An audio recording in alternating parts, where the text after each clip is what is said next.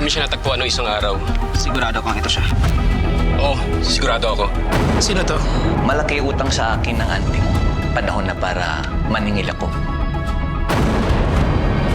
Mga bata, mas malaking ibibigay sa atin ni Judge Balbores kapag nahuli natin siyang huminga pa.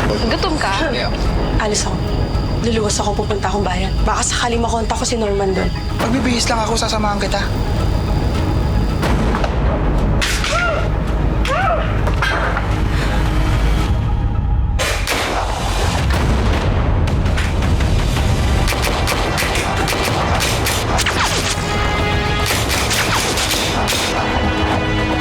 Anak ng kaliwete.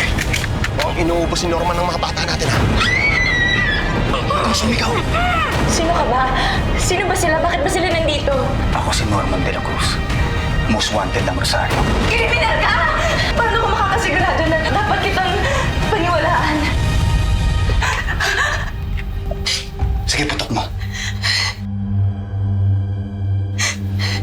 Hindi ito yung tamang panahon para magkwentuhan. Kaya kung gusto mo mabuhay, sundin mo lahat ng sinasabi ko. Tutok, kalabit ng gatilyo. Naintindihan mo? Sumunod ka sa akin.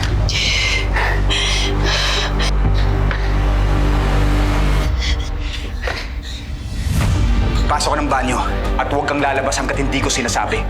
Bilisan mo. Huwag ka na aalis doon, ha?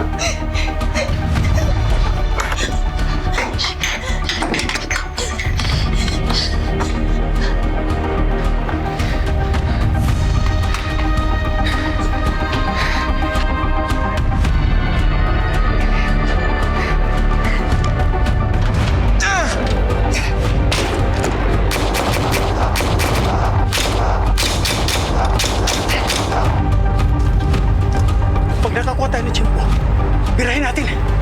Sige.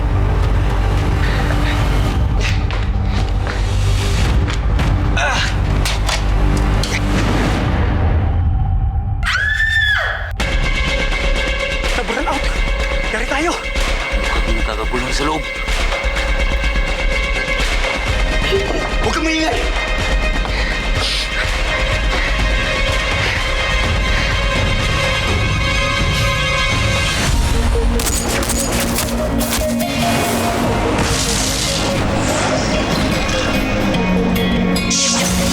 Pababagsakan ka nila, papahirapan ng mga nakapulali.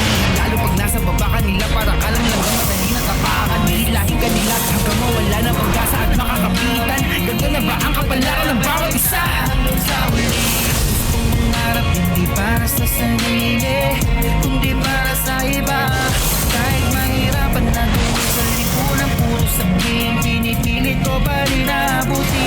Alam ko na madaming pagsubok ang dadaan, kahit nakamatayan man sa atin nakapa. Kaya di ka mababayaan, ipaglaban, kahawakan ang kamay. Ako'y maninindigan para sa lahat, kahit meron ko na siya'y magulang. Pinabigyan, di ko pinigilan, pinalaban ko pa rin ang mga sisipo mo susuko.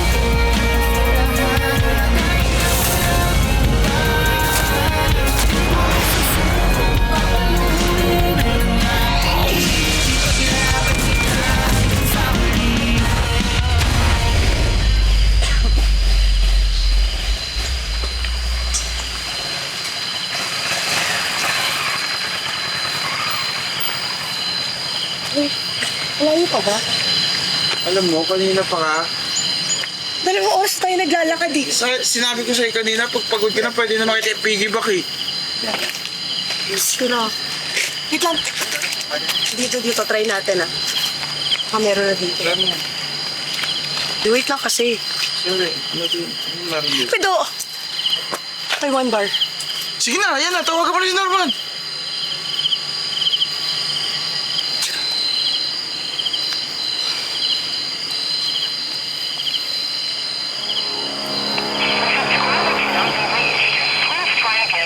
Ano, sayang pinunta natin dito. Meron dito. Teka lang. Subukan pa rin natin, okay? Baka meron ditong data. Sayang naman yung pinunta natin kung hindi natin susubukan.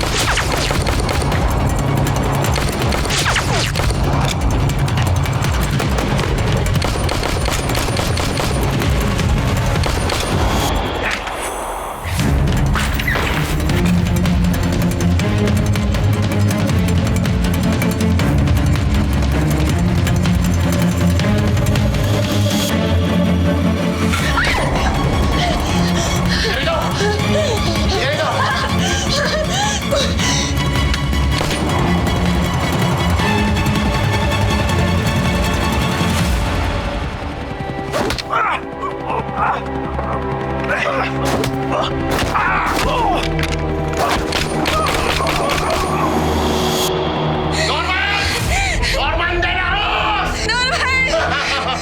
Norman, sumuko ka na! Kung ayaw mo pasabugin kung baho ng ulo nito!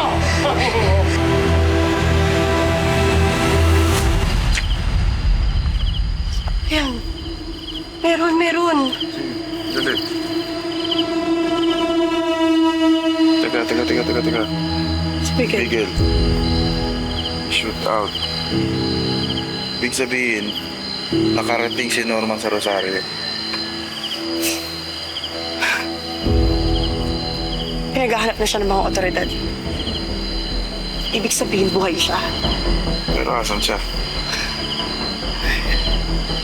Sigurado kung papunta na siya ng Bayang Pag-asa. Paano ka nakakasigurado, Ober?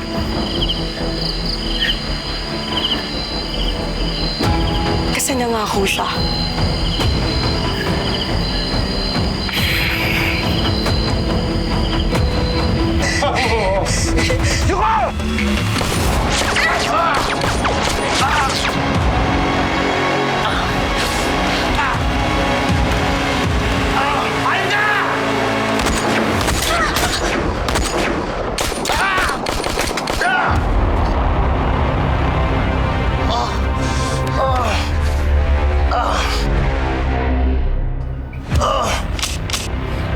Norman!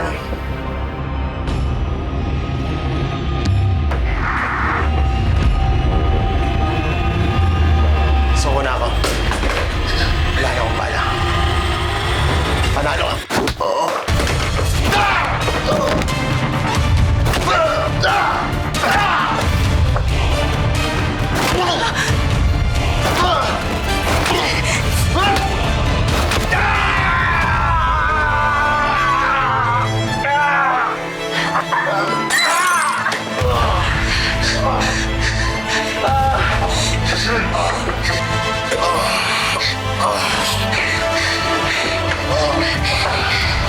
Norman, patawarin mo ako. Nagawa ko lang naman yan. That's all.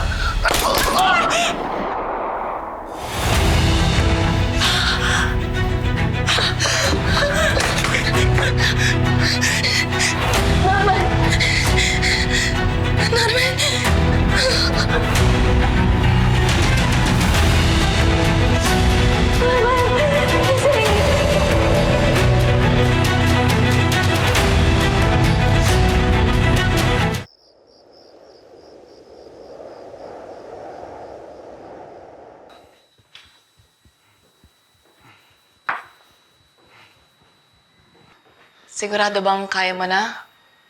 Baka mamaya mag-collapse ka pa sa daan.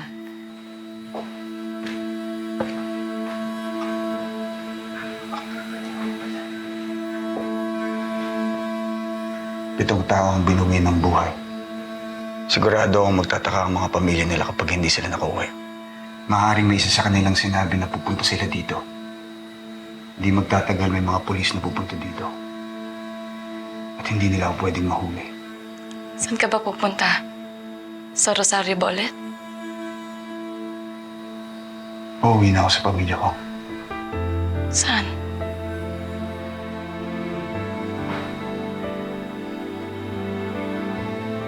Maraming salamat.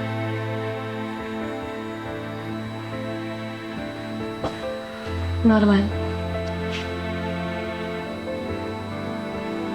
naghanda nga pala ako ng baon para sa'yo. Para hindi ka magutom.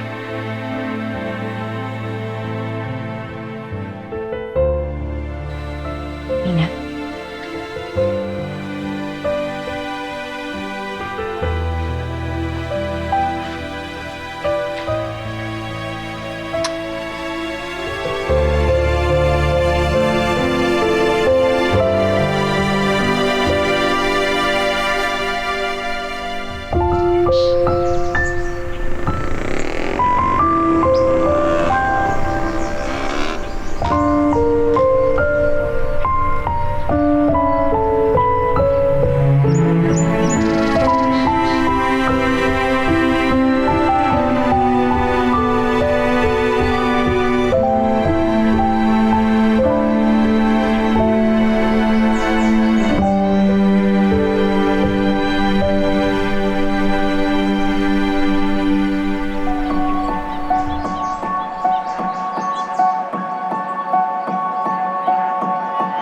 Pangako mo sa akin.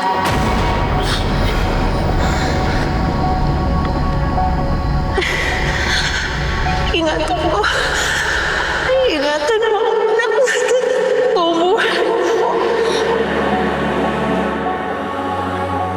Daddy, please don't go. Please don't leave, Daddy.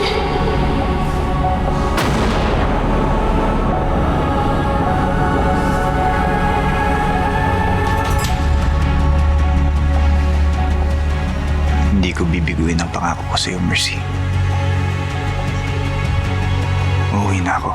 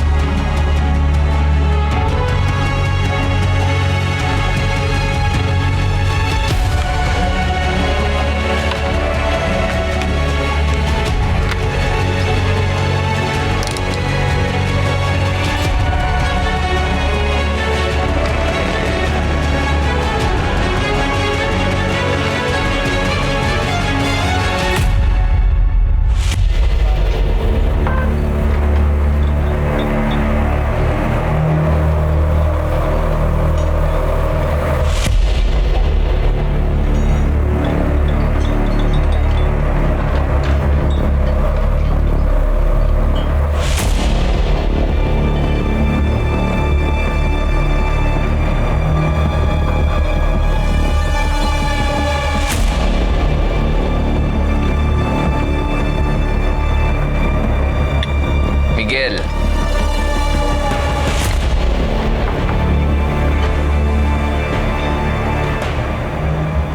Mr. Wong?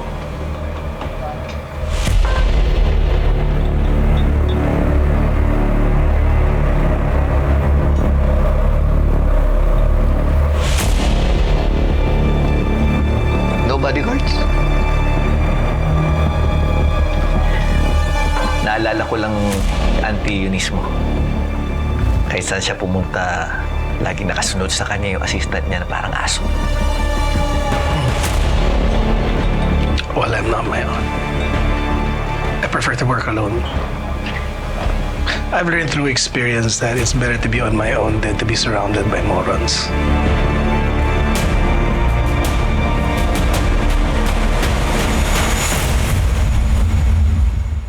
Maaari mo bang balikan ang mga pangyayari?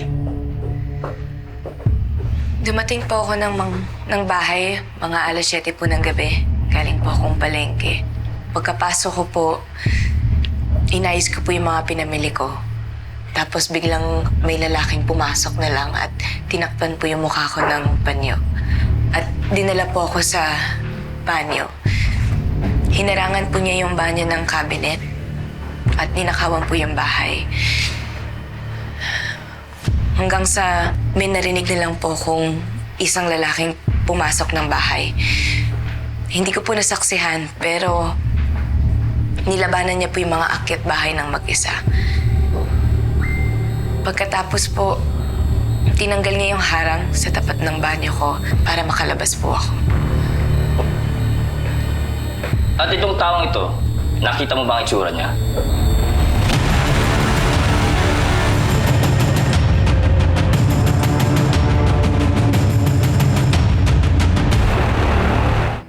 At itong taong ito, nakita mo ba ang itsura niya? Hindi po.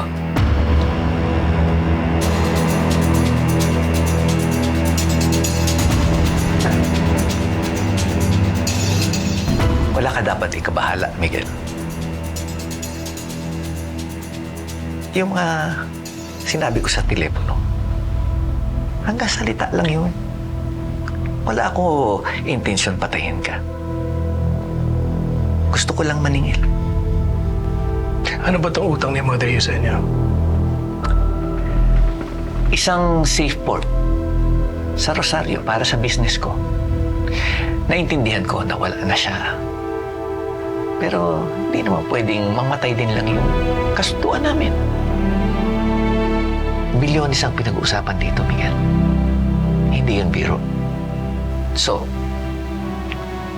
are you ready to talk business?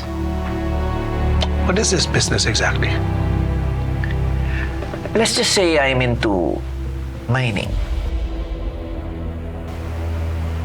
Mining for ginto, minerals? People. I mine people. Humahanap ako ng mga tao na sa una tingin wala kwenta. And then I convert them to highly coveted resources. Ako ang may-ari ng pinakamalaking international agency na nagpo-provide ng manpower. So you're a recruiter, pinabango mo lang. Why do you need a specialized port for this? Sabihin na lang natin na yung idea ko ng workforce may emphasis sa salitang force. As in, forced labor.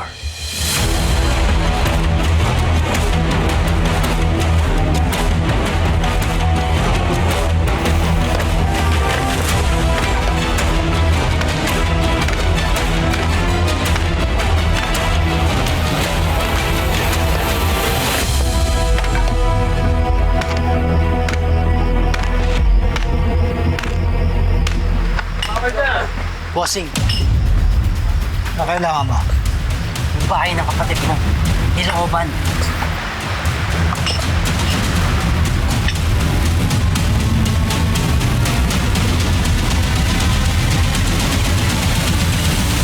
Ako ay manindigan para sa lahat. Kahit ngayon mo na hustisya ay mailang. May mabibigyan, pinumibigyan. Para sa first order of business, magkakaroon ng kaltas sa parte ng miyembro ng Alamid. Akala mo susundin namin yung inuutos mong babae ka?